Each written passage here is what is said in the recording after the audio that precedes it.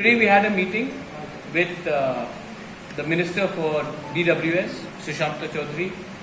We discussed many things regarding drinking water.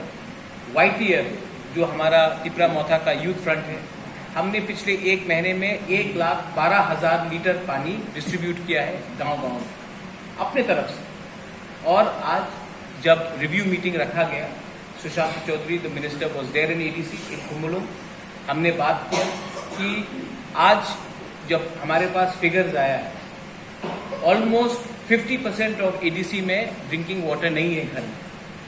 उन्होंने खुद स्वीकार किया है और काम करना है, तो इसके लिए हम लोग ने कोऑपरेशन के लिए बात किया है। ड्रिंकिंग वाटर हमारे अंदर नहीं आता है एडीसी के अंदर, स्टेट गवर्नमेंट के अंदर आता है। तभी भी हमने स्टेट गवर्नमेंट से रिक्वेस्ट किया है, सेक्रेटरी भी थे आज, कि आप हमें टैंकर्स का थोड़ा सुविधा दीजिए, कहीं में हमारा वाटर बॉटल्स बनाने के लिए थोड़ा सुविधा दीजिए, क्योंकि आप एडीसी को अलग करके त्रिपुरा नहीं चला सकते। And the minister on his part agreed that we should work together.